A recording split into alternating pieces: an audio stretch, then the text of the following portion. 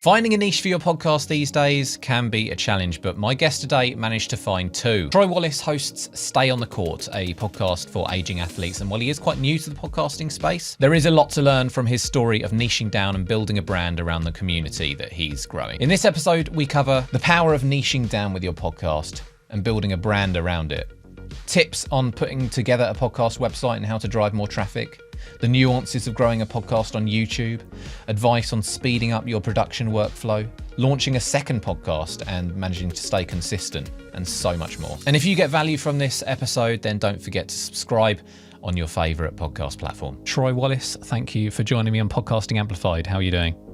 I'm doing well, and yourself? I'm doing good, thank you. So good. Troy joins me. He's the host of Stay on the Court, which is an essential podcast for the aging athlete who refuses to let the game go. So he started the podcast late last year, and he aims to create meaningful conversations with about training, recovery, injury-specific rehabilitation. And I hope I covered everything there. Yeah, so just, one of the things that, I went through a cohort with SPI, and, through that cohort, when you talk to people and got their feedback, I was on the borderline. It's like, wow, this is really basketball specific, but boy, I want to cater to more people. So I kept talking about just aging athletes in general.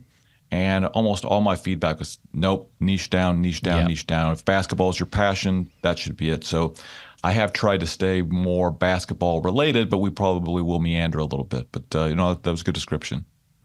Great. Yeah, that's you do hear that a lot, especially with sort of over 4 million podcasts out there. Then niching down is the way to attract a specific audience. And it looks like you've sort of divided things up.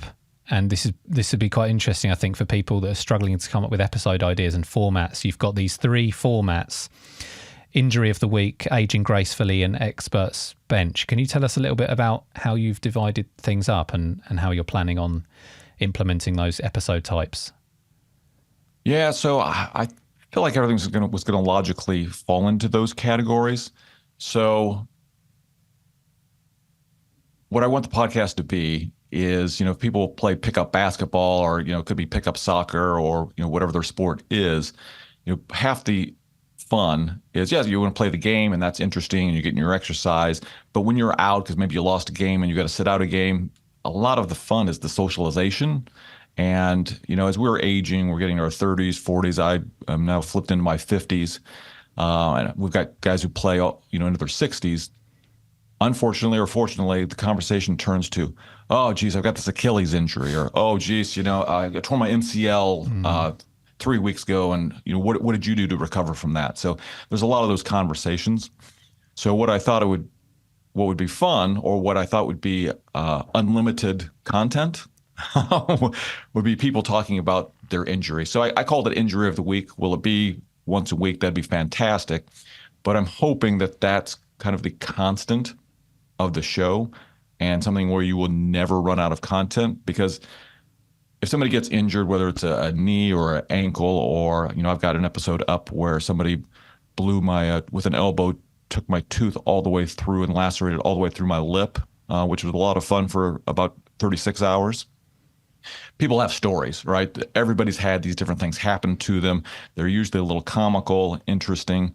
So I thought that that's something that could definitely sustain through the next 1, 3, 5 years, however long this goes. My hope is that as the community builds, more and more people are going to be willing to share this information, and that can be a constant through the podcast. So that's really what I'm hoping, is that kind of becomes an evergreen source of information. And I've only done my own to get people started, wet their whistle of what this is supposed to look like. And I have my first interview next Wednesday. And just so happened to go into our social club, and it's a kind of a pool club, but it has a golf course. And the golf pro there, he's probably 30 years old, and he's wheeling himself around in a wheelchair because his foot's up, has a big cast on it. And I'm like, ow, what happened to you? He's like, and I didn't know the guy played basketball. He's like, oh, geez, I played pickup basketball last week, and I blew up my ankle. I ended up going to the emergency room. I was like, that's a story. So I got him lined up to go next week. And those are the types of things I'm hoping that I'll find. I'm not always going to probably find them locally, but again, as the community grows, I'm hoping to find more and more people that are willing to share that story. So that's number one. An example of number two is just people who are aging that are, I call it, doing it right, or they've got routines, or they're inspirational in the way they're handling aging, and they're successfully staying healthy and doing the sport that they love. When you see these health influencers out there, that's their full-time job, and that's not reality for most people. So I thought it would be inspirational for people to see more of these kind of regular people that are doing the right things to keep themselves healthy. So that's category two. And category three is what I would consider real deal experts. So these might be medical doctors. These might be people that are specialists, PhDs in certain research. Certainly somebody who's maybe an orthopedic surgeon. I've got my ankle and foot doctor on tap to talk to us about some things. A dentist to talk to us about wearing a mouth guard while you're playing.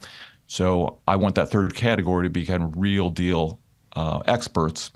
Great, yeah. And it seems like with combined with that quite niche topic and age group and everything, it could be some good solidarity for people within that area. And it's something you enjoy doing. What other kind of goals and aspirations do you have for the podcast? I know you mentioned before that you're looking to sort of grow the brand, and I can tell just looking at your website, you've got quite a nice brand going.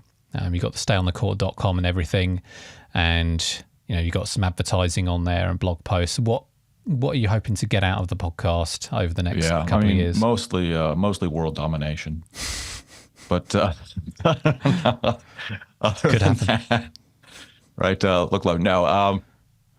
So, I've dabbled in some different things, and I got hooked. I started a little concert series in Omaha, Nebraska, bringing people from Nashville up. And the first time somebody I didn't know bought a ticket to one of the shows, I was just like, oh, wow, this is addictive. So that kind of got me onto the online business, and COVID killed that little project. But it definitely gave me the itch. And so I had this idea in my head, playing a lot of pickup basketball, about this kind of community of aging basketball players, just helping each other stay healthy, sharing stories. So I started the website, and I also took a really big interest in search engine optimization. And I took that stayonthecourt.com brand or website down the path of cheesy affiliate blog, right? Mm-hmm. And I was trying to do things that were generally helpful, but I wasn't out there out front writing. I was writing a lot of the articles, but I had a pseudonym. I wasn't using my real name, some of those things. And I got into a mastermind with some guys who were just like, we like that. This idea is good. But we think you need to come out front and be part of the brand. You're not going to be able to, I'm not super comfortable being out front on the mic or on video. So that's a bit of a struggle for me. But that's why I wanted to transition a little bit. So about, I would say, a year ago, I started writing more and more articles that were me, a lot more what I'm doing, but a little bit search engine optimization related, and it was really getting some great traction. Right, things were going well. I spent probably 3 months, writing articles. I got up to 30 to 40,000 page views per month on, up from about 3,000 to 5,000.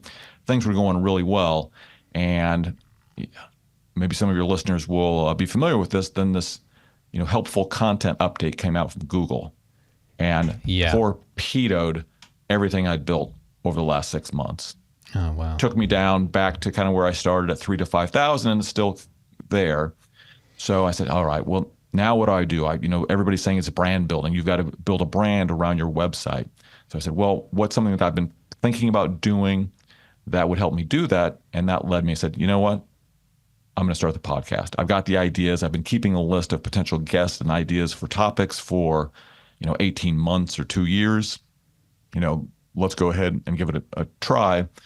Then the cohort came up in our business group SPI, and I took it, and that was really helpful having other people going through the same process at the same time as I did, pushing me through to actually finish something and get it up and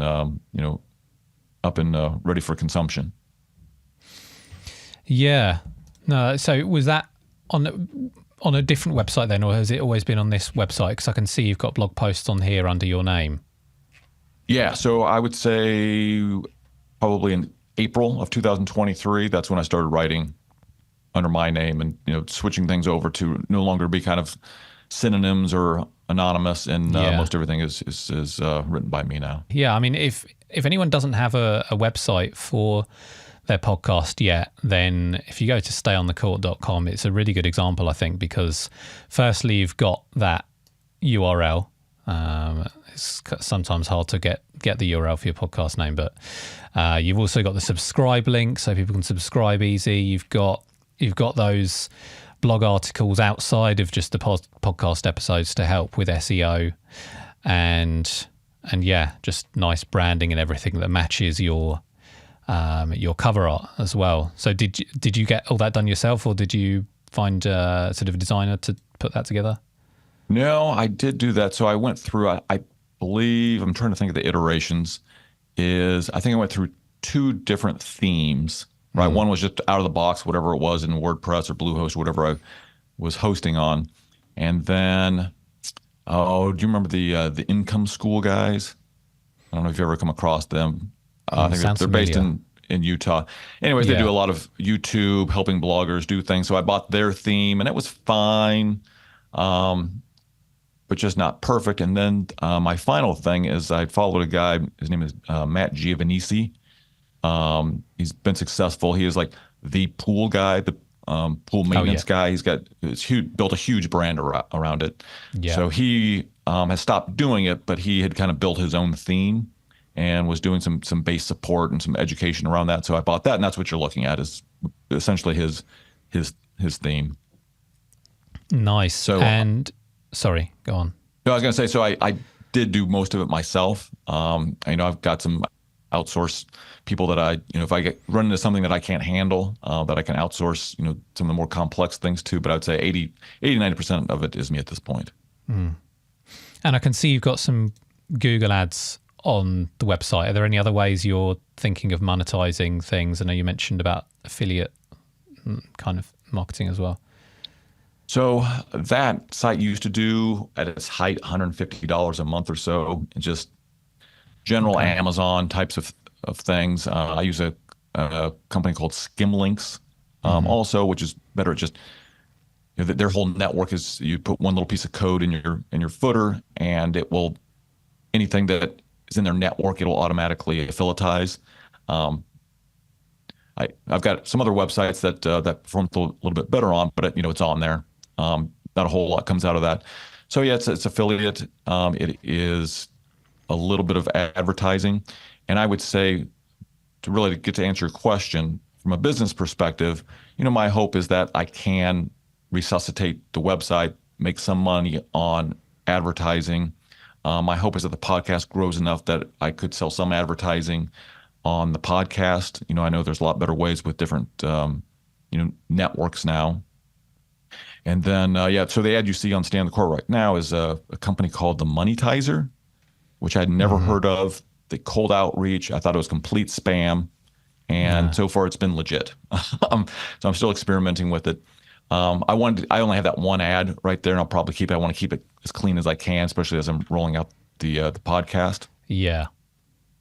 But ultimately, I think this can roll into an ad play. I think if I can find the 1,000 to 10,000 listeners of people from 30 to 60 years old who have the discretionary resources to play noon basketball and have this as their hobby, I think that will be a reasonably valuable cohort of people for advertisers down the road. So I'm hoping there's that. And then I've thought about some products that would make sense. We do talk about youth basketball coaching. So I've got a whole wish list of probably 7 to 10 brands that, I think might make sense eventually once we, get some momentum. Yeah, something a bit more targeted. And I know what you mean. It's not like the ads are in your face on your website, because there's a balance to have where you don't want people distracted from your content. I did have ads on my blog site a little while ago, and then once I started putting together sort of lead magnet type content, downloads and things, free downloads and stuff like that, I removed them because I just thought it might get a bit distracting and I wanted people to focus on the content, but it's just different ways to go about it, isn't it? Oh yeah, and if you don't keep watch, so I use Ezoic for one of my other sites. It's related to my whole theme has been somebody told me make your vacation your vocation. All right, so I started a concert series. I love music. I started a beach town website because my brother lived there and there wasn't a good resource for people planning vacations, and I like going to the beach and vacations. And then love sport and basketball, so this is my other one. But on that beach site, which has become the biggest and most successful from a monetary standpoint and traffic, I use Ezoic. But man, if you don't watch, you go look at your site and it is just completely spammed with ads, right? Yeah. That just don't seem to make sense. So to some extent, even if you sign up for these ad platforms, you've definitely got to watch that it's not getting so ridiculous that it's distracting from other goals you want people to get to the website, whether it's clicking to affiliate offers or signing up for your email list or whatever the goal is. Yeah. And then also you've got a presence on YouTube. I can see you're putting your videos, your podcast episodes on there, but it's not just a still image, which is kind of a pitfall I think some podcasters fall into. I mean, and maybe not a pitfall, it's good to have it on there. It's just that it's very hard to get any kind of traction or people to stick around if you just have a still image. But you've got some kind of graphics on the screen and things, and you can see you sort of speaking through the podcast. And what are your sort of plans for the YouTube channel? Have you got any traction on there yet? And just tell us a little bit about what you're doing with video. I think I have 4 or 5 subscribers, baby. It's huge. It's and honestly, those came from I coach a 5th grade basketball team, and I said, I don't know if anybody's going to have any interest in this, but I'm just going to record my practice planning sessions. So, I usually sit down with my spreadsheet for 15, 20 minutes and go through and plan the practice for that day. And I just started posting those. And I said, if nothing else, I'm going to learn how YouTube works. Yeah. And so I'm going to figure out, okay, how do I do a thumbnail? When I actually post, what is it asking me? What kind of questions do I need to tell it?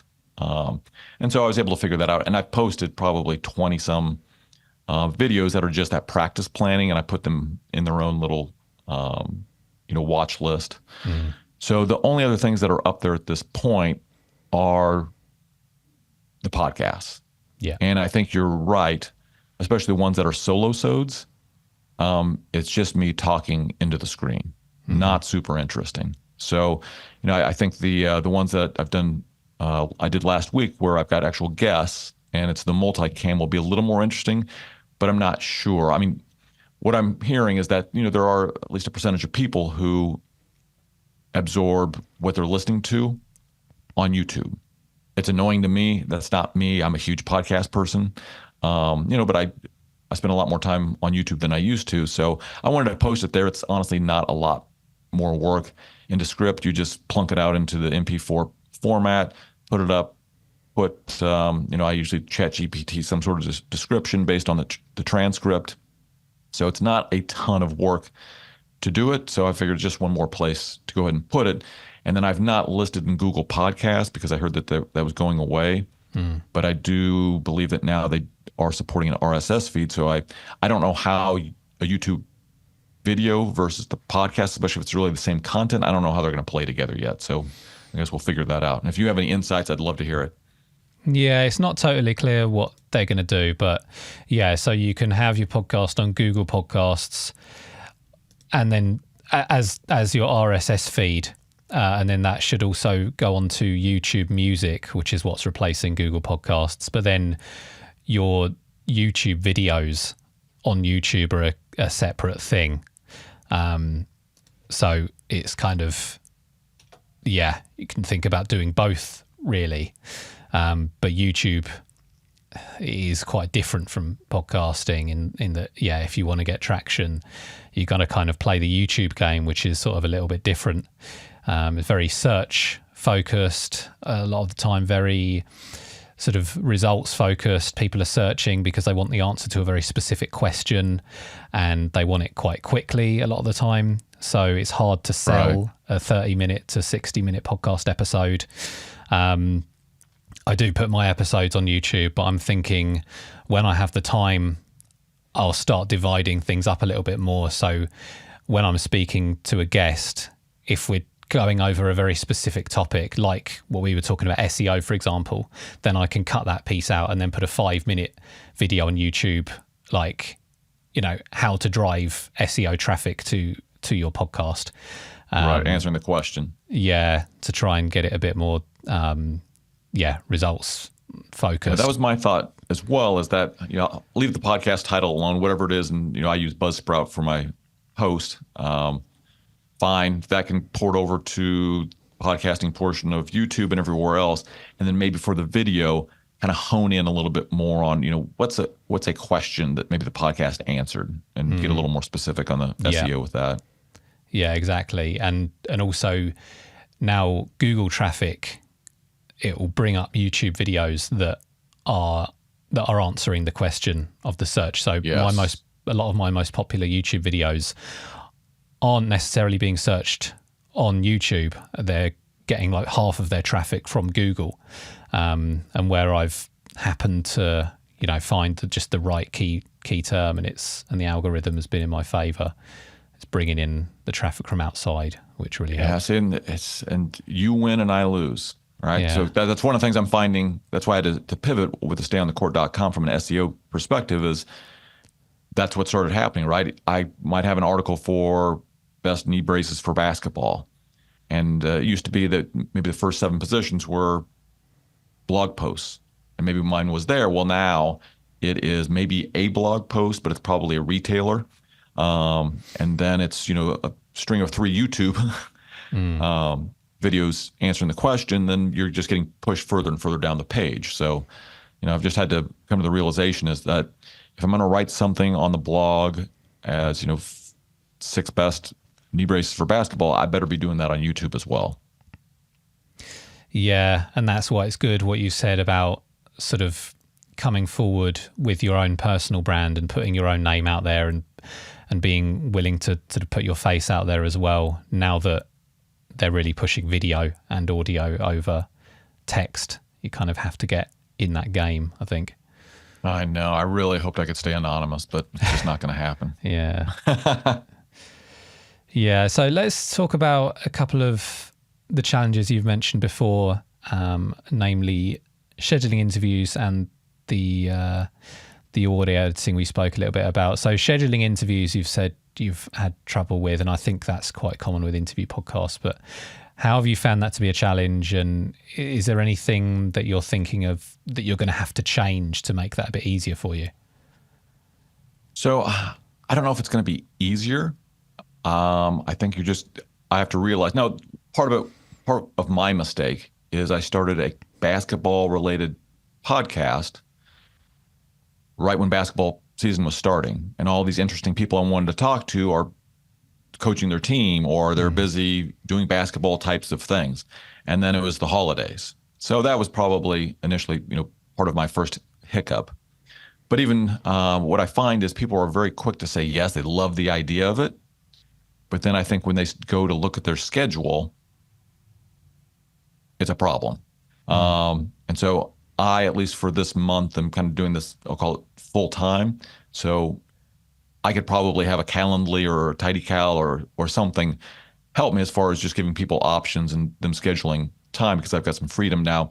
I've got another business to run, and so that's not going to always be the case. So I think that would help.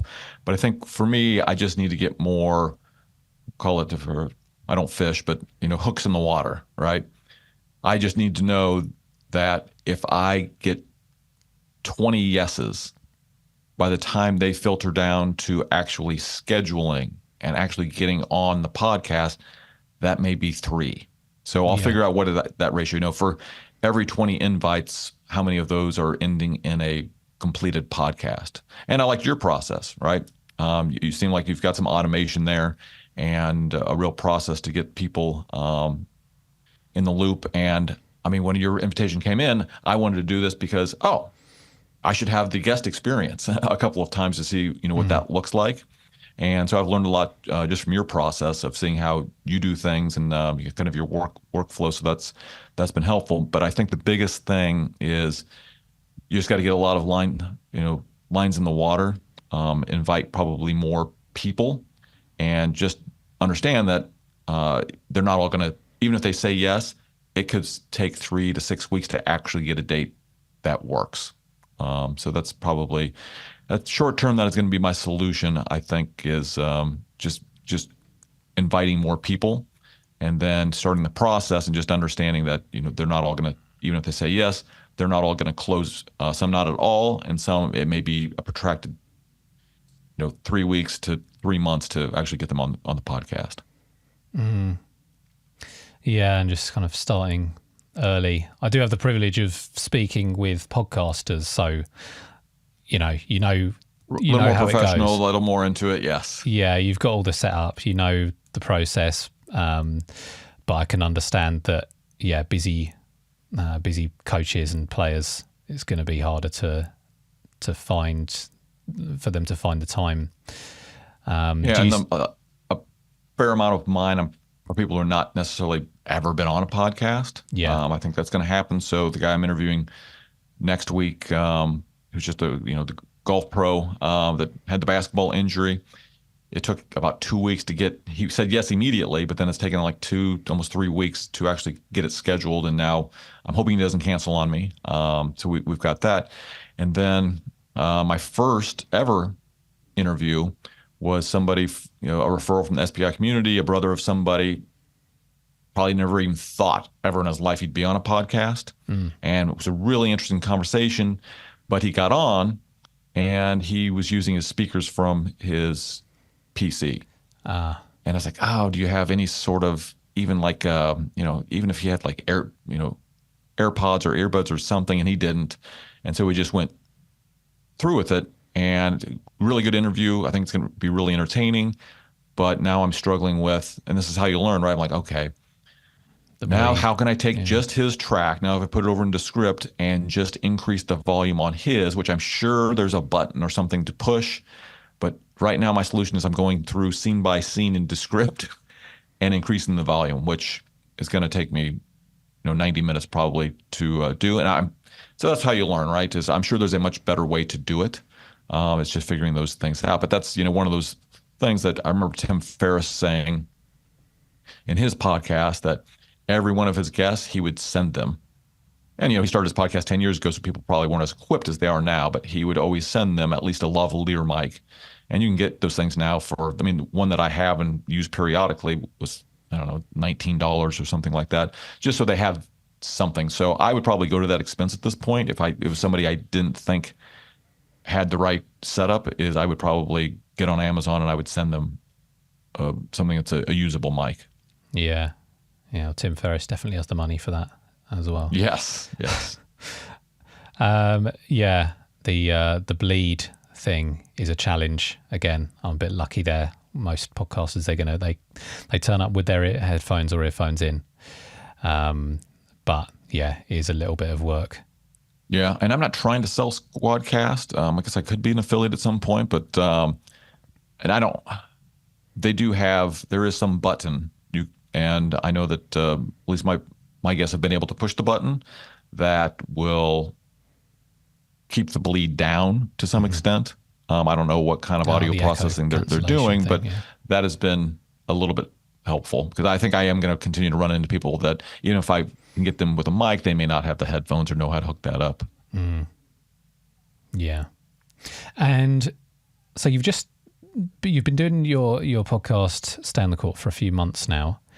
And you're also thinking, you're in the process of planning on launching a new podcast, another podcast, HRIS Careers.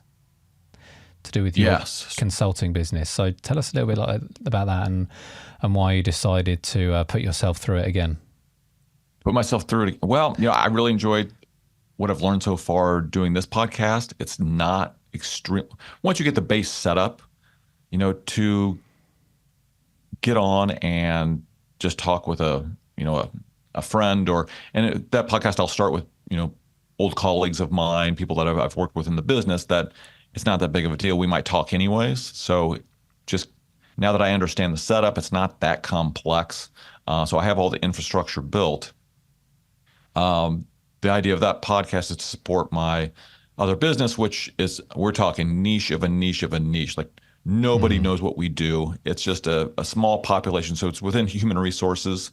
It's just like the information systems part of human resources. So we're talking, well, I did a query of essentially LinkedIn, and there are 13,000 people in the United States that have a title with HRIS, Human Resource Information Systems, in their title. So that's it. But that's all I need. Matter of fact, I need fewer than that. I need probably 1,300 of those people.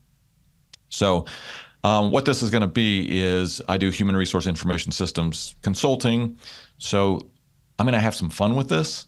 What I say is nobody came out of university wanting to do this job. Like we've all gotten there some weird way by accident. And so I thought that would be just like talking about the injuries on Stay on the Court. I thought the lifeblood is almost everybody who gets into this line of work has some sort of weird, interesting story of how they didn't get there on purpose. So that was really going to be, again, the number one item that we would talk about and then each one of these people are in a subspecialty, right? So this person is a director, or maybe they've gone on to become a vice president of human resources now. Well, how did you do that? So you were in information systems, but then you did something to progress where they wanted you to be the vice president of overall human resources. Like, how did that happen? So it's a bit just having fun with talking to people about how they got into the industry to begin with, but then two, giving people career advice, whether they are beginning in the industry, where the mid-level or, at high level, the stories of what's been helpful for them to get to that level. And then number three is there are 4 or 5 very moneyed software companies that this would be a very valuable cohort of people to get in front of. So that's my idea. Is I already have a job posting board associated with this brand. So that's, I'm hoping, will become monetized by people willing to pay money to post on the board. I'm doing it for free right now. It's starting to get some traction. So the podcast would really support that. And then hopefully eventually, some sort of community aspect where we're away from all of the software vendors that want to sell us things, and we just get to talk amongst ourselves. And maybe that can be a paid community at some point. But again, I think that cohort of people is very valuable to 4 to 6 big software companies in the world. And so, that's my thought is, number one, let's have some fun with it. Let's attract people. I've got ideas for just stupid t-shirts with the stupid sayings about HRAS, and just really become more of a community. Just talking about issues that I always say, if you go to a cocktail party, you never run into somebody that knows what we do. Matter of fact, all my friends tell people that I'm in pharmaceutical sales because they have no idea what the industry is. And so that's kind of like bonding around that idea that, outside of this little small workplace, we don't have anybody to talk. Nobody gets what we do. So that's the idea around that podcast. Yeah, it sounds like you found a couple of niches which may yet be untapped, which is quite a rare thing to find in podcasting. Yeah, well, I hope so. How are you hoping to, because there's a challenge getting one podcast, an episode out every week. How are you hoping to fit this in to your schedule, and what would happen if one started to gain popularity significantly over the other? Do you think you'd put more time into one than the other, or is it important to you that you keep both going? No, first one is $10,000 a month wins. And done. No, I don't. No, so that's like the Stay in the Court. I love it. That's fun. That's hobby that I think is a reasonably good business idea. I think I would do that if I wasn't getting paid, which I'm not, at this Yeah. point. So that one is more interesting and fun. On the HRS careers, as long as it's serving the purpose, if it's growing the community, if people are willing to come on and it's not painful to do it, I think I can manage both. Again, it comes back to scheduling. So for the HRIS careers, yeah, I don't know if you found this out, if you've got theme music or things like that, but if you, Yeah. to get started, it's like, oh my God, okay, now I'm gonna go find some theme music, and I dumbed into my theme music for Stay in the Court, and I love it, and it worked out well. I love doing that, those sorts of things. But that's the thing. It's like, oh geez, now I got to go get the theme music. So with HRS careers, I decided, I said, I'm going to go find 5 people that will record podcasts with me, and then I'll do the rest. So if I can't get the 5 people, then maybe it ends early.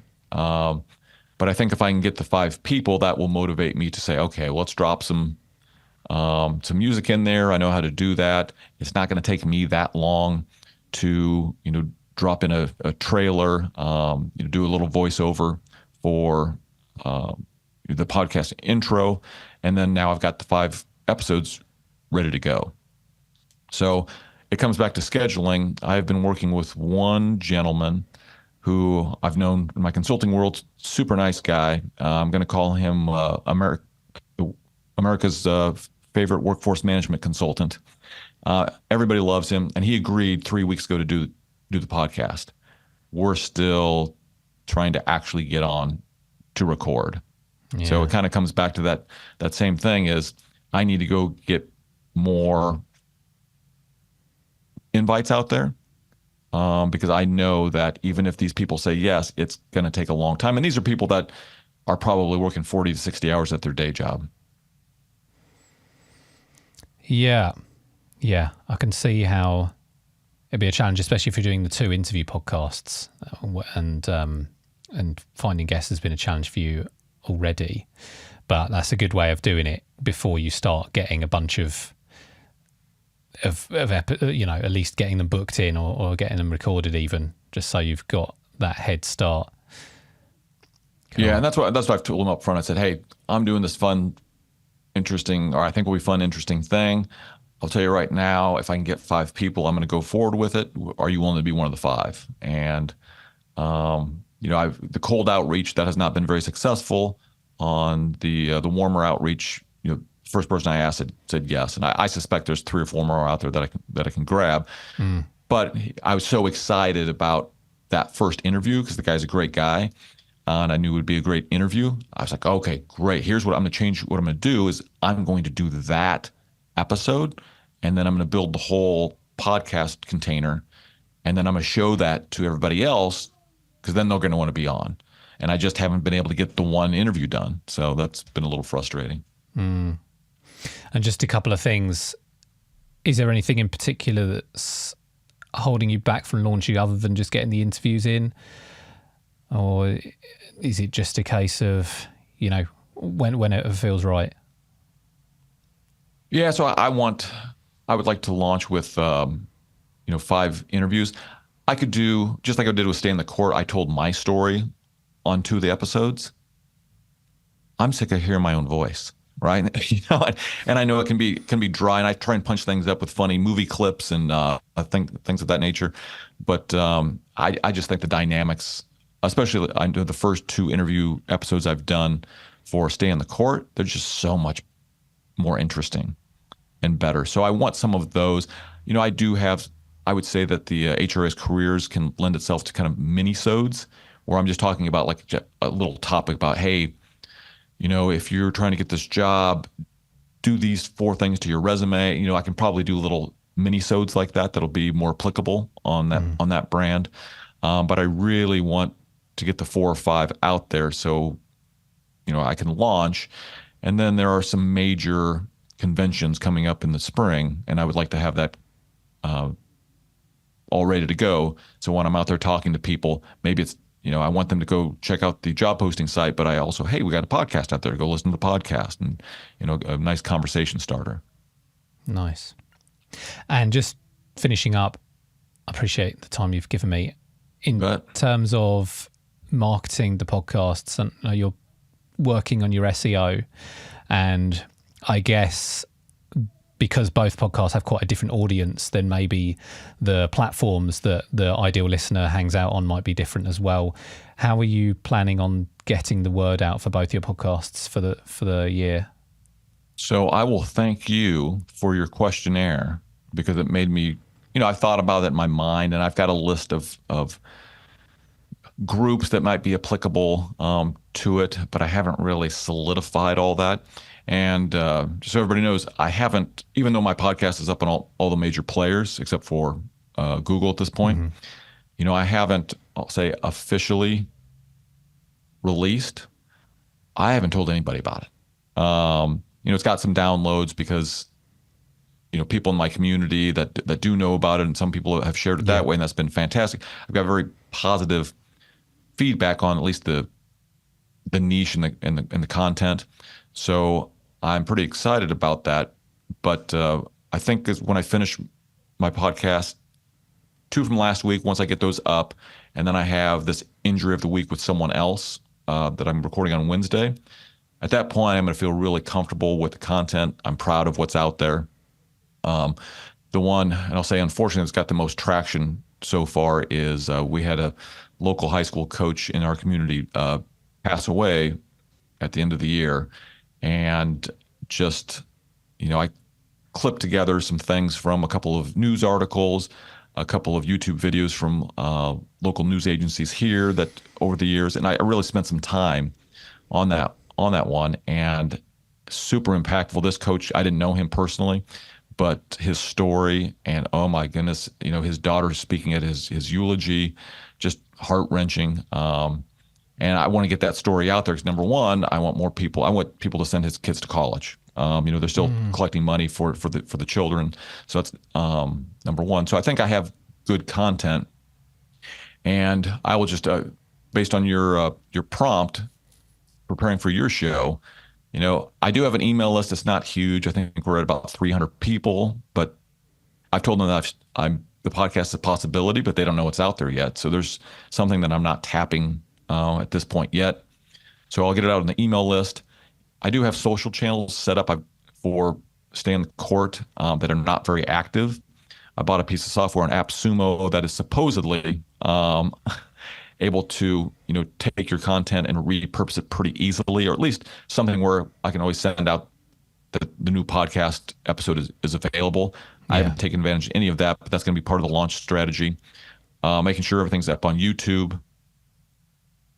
Then what I really want to do is, for each episode, there might be something unique about it. So red light therapy, right? That's the one I did most recently. I bet you that there is a red light therapy Facebook group or Reddit group or something out there that is maybe not basketball related, but is related to the subject matter.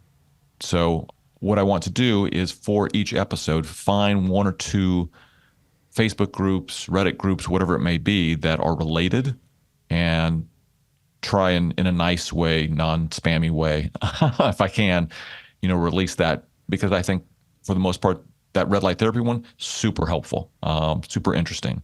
The other one I did was the 62-year-old ex-Division I swimmer won I think it was a gold medalist in what's called the Muckaby Games, which they call the Jewish Olympics. I think there's probably some sort of Jewish specific athletic association or something out there that might be interested in that. So just thinking of things that are aligned with either the guest or the subject matter that are not necessarily my core in basketball, just to continue expanding. Great. Yeah, the groups can be a really powerful thing. It can be hard to find a group that sort of allows you to post your own stuff, even if it's helpful to the group and things like Reddit's that. But brutal. Yeah. Oh, yeah. They're not nice, which I understand. That's how it stays clean. But yeah, you got to be really, really on the ball with the rules, especially on Reddit. Yes. With the mods, you don't want to get in their bad side. Yeah, I don't know. So I don't know how old you are, but I'm 52. And so when I was coming through college, all we had, it was just happening. It was called Usenet groups. Mm-hmm. And back then we used to call it getting flamed. Oh, yeah. When somebody was not happy with somebody posting on the Usenet groups. Yeah, no, I'm 31 and I have heard that expression before. I don't hear it much anymore. Yes. But yeah, I really appreciate your time, Troy, and people who want to take a look, especially if you want to have a look at a great podcast website, you can go to stayonthecourt.com. Is there anywhere else you'd like people to connect with you? So stayonthecourt.com is the main project at this point. HRS careers is such a niche. There's just no way anybody in your audience it's going to be in that career. Yeah. But I have started another channel, blog. Matter of fact, I think I still have just the template up on the website, but it's called trafficistruth.com. And that's where I plan on just sharing my story of it's too competitive to ever get ranked for, SEO terms and marketing terms. But I think it's just going to be a fun place. If nothing else, I use to kind of document my journey on what I'm doing. So, traffic is truth. And I'll say this publicly. So there's one of probably the best marketers in the world. He's a Google Ads guy. Just sold his company. His name's Kazim Aslam. And I totally ripped that off from him. He just said it in one of his podcasts once. He's like, well, traffic is truth. I was like, that is really good. So I went and got the URL. Comment. Yes. Yes. Grab it before someone else takes it. Yeah. There you go. Cool. All right. Well, thanks again, Troy. And I wish you all the best for both of the podcasts. You bet. I appreciate the opportunity. It was fun. Cheers, Troy. All right. Cheers. Thanks for listening to Podcasting Amplified. If you enjoyed today's episode, don't forget to follow or subscribe on your favorite podcast platform. We'll be back next time with another conversation offering more insights to take your podcast to the next level and help you to achieve success. Happy podcasting.